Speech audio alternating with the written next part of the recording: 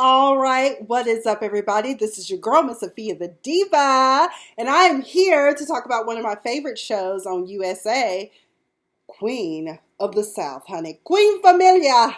That is me. I'm part of Queen Familia, okay? We are in season 4, episode 3, Hospitalidad, Sureño. That means Southern hospitality. We're going to get into a little bit of Southern hospitality. And I don't think any of us, if we were visiting New Orleans, would want the type of Southern hospitality that Teresa and her crew got into. So, last week, Marcel Dumas had him by the balls. And she brokered a deal with him. And, basically, now that he knows what they do and they know who he is, basically Javier was telling him, we will shut your ass down. So let's see what happens with Teresa and her crew and what exactly is she going to do with Kellyanne.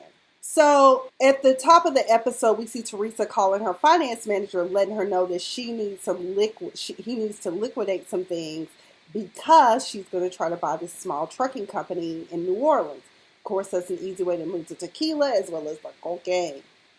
And so he's like, oh, well, there's some things going on. It's an audit going on. And I don't know if I'm going to be able to do that. And I'm just like, what's really going on? And that's when Javier is like, do I need to make a trip? And she was like, no, because dude was like, well, I'll make something happen. I'll get you some money so you can buy it.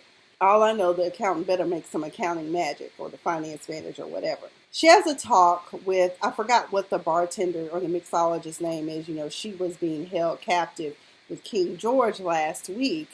And she told her, don't worry about it, because she told King George last week it wasn't the first time a gun had been held to her head. And she also let Teresa know in their conversation, which I thought was very endearing, that she was like, you're different. Like, most of the people I work for were men, and, they just didn't value me as a person. But Teresa's different because despite how dirty and grimy the business that she is in, she's seen enough death and pestilence to know that let's just keep it as humane as possible. Not everyone has to die. There's the grand opening of the tequila bar here in the French Quarter.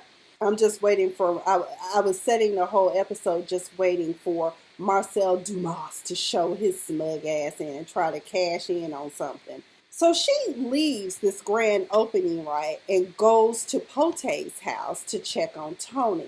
Because, last week Tony, her best friend Brenda's son, was on the run because somebody was trying to kill him. And that's when we find out Kellyanne exists.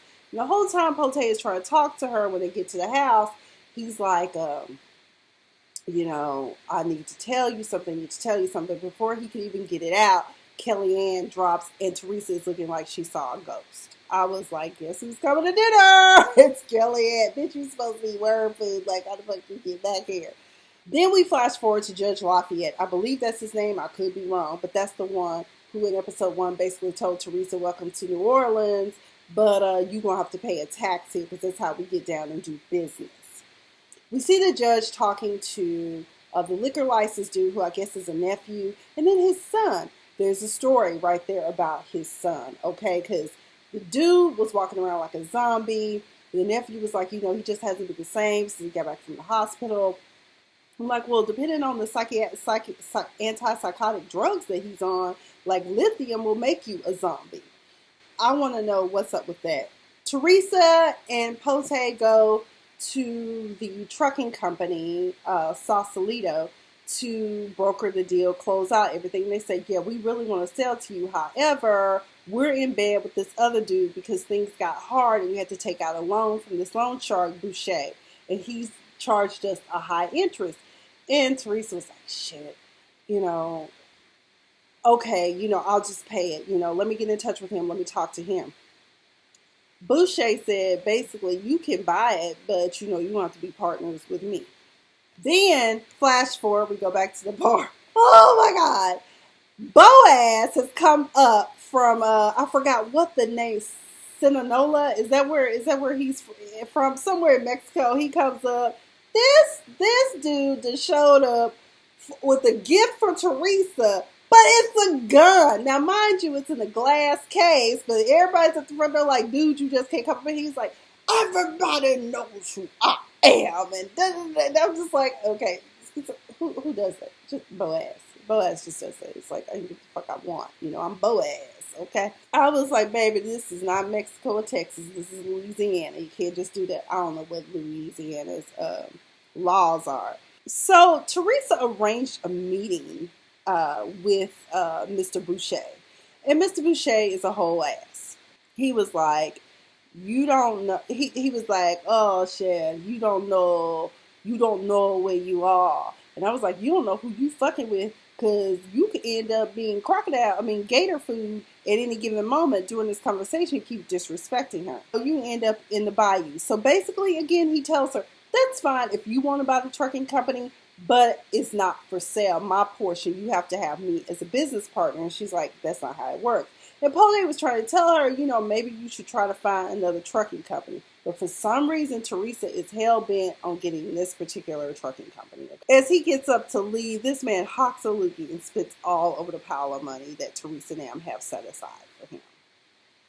Really? How classy, Boucher. I wanted to throw up when I saw that. Flash forward, he's at the trucking company, him and his henchmen, and they're beating up the old man, the company. He tells them, you tell them it's not for sale. And I'm just like, why would you beat up an old couple? And that ain't right. Teresa gets a phone call from them, and they basically said, we ain't selling. They came through here and did some things. Teresa and Pote go check it out. And that's when they're like, oh, hell no, you don't beat up old people. I even said it. I was like, let's just kill him before the credits roll. At some point, I can't remember if it was before they left to go check on the old couple or afterwards, but the piano man shows up. I guess Teresa had been taking piano lessons from this dude, and they kind of have this relationship thing going on. I don't know. We still need to see who this man is, but girl, he is está muy caliente. Ugh. Oh, me gusto. Okay, so yes, Diva does speak a little bit of Spanish here and there. Boaz is down to the bar. He getting drunk, and he told Teresa, hey, we need to talk before I get drunk out of my mind and not be able to discuss business at all. I was like, Lord Jesus, okay. Pote warned Teresa that dealing with Boucher, he was like, we might just have kicked a hornet's nest. And sure enough, right before a commercial break, Queen of the South does this to me.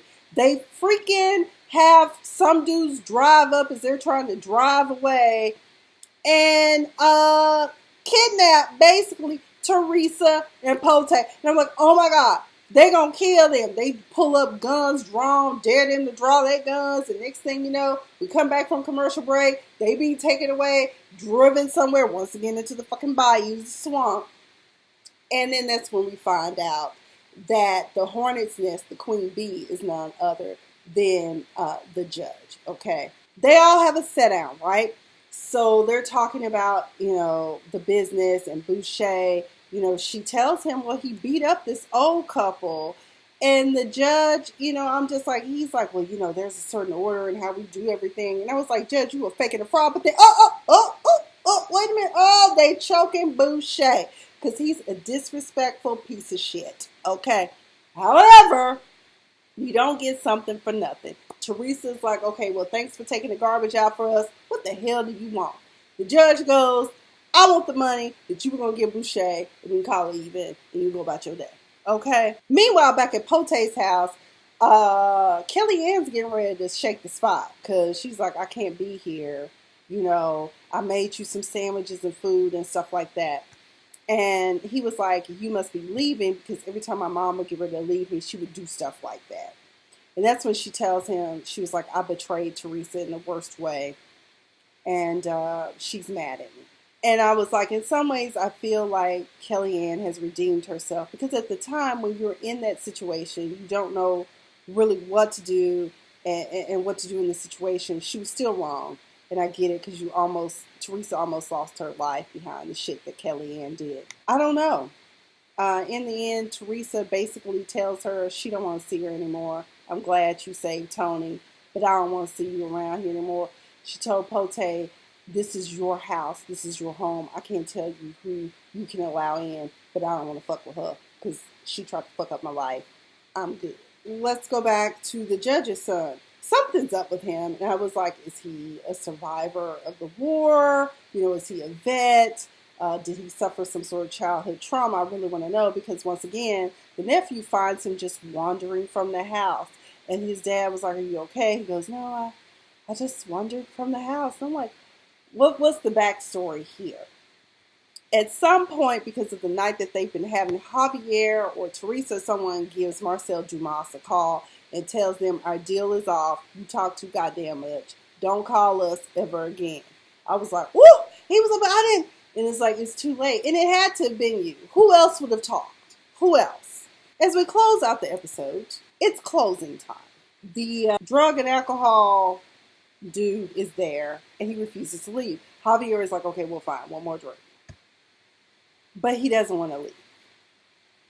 And on top of that, he's being disrespectful. You know how some racist white men do when it comes to people that speak a different language. This is New Orleans, you got to speak English around here and all this stuff.